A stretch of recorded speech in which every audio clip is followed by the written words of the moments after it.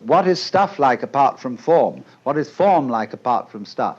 All those problems which have bothered people for centuries are based on asking the question in the wrong way, on having used the wrong image for the process.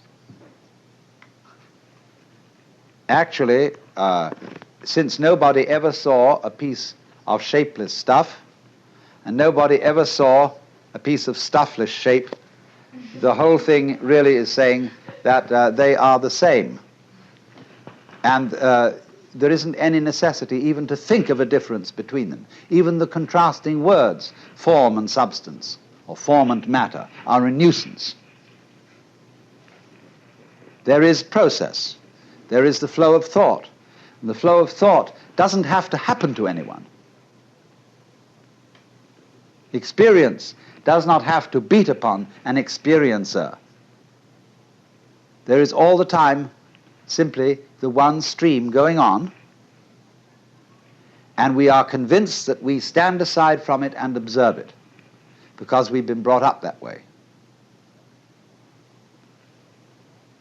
But you know, in your stream of thought and experience, I am an object, and a very fleeting and passing one. And consequently also in my stream of experience, you also are people who come and go. We are all, you see, living in the same world. We think there is me and there is an external world round me, but I am in your external world and you are in my external world.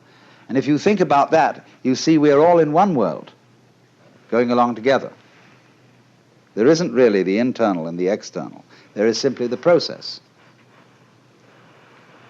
It's very important to get rid of that illusion of duality between the thinker and the thought. So find out who is the thinker behind the thoughts. Who is the real, genuine you?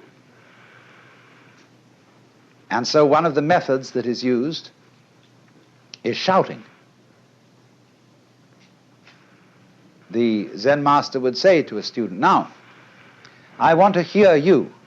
I want to hear you say the word mu and really mean it. Because I want to hear not just the sound, but the person who says it. Now produce for me that. He says, mu! And the Zen teacher says, no, no, not yet. Mu! And he says, it's only coming from your throat. I want to hear your belly, you know?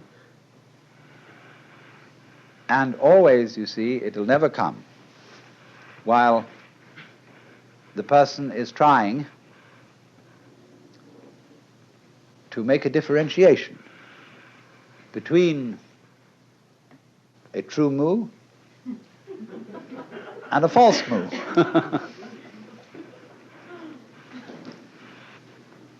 To act with confidence, you just do it. But since people are not used to that, it is necessary to set up protected situations in which it can be done. If we just in the ordinary way of social intercourse acted without deliberation, we would get into amazing confusions. As when people say, always speak the truth, never tell a white lie. And they say exactly what is true and what they think about other people. Well, they can raise a great deal of trouble. But the experience of Zen has been that there should be a kind of enclosure in which this kind of behavior can be done until the people are expert in it and know how to apply it in all situations.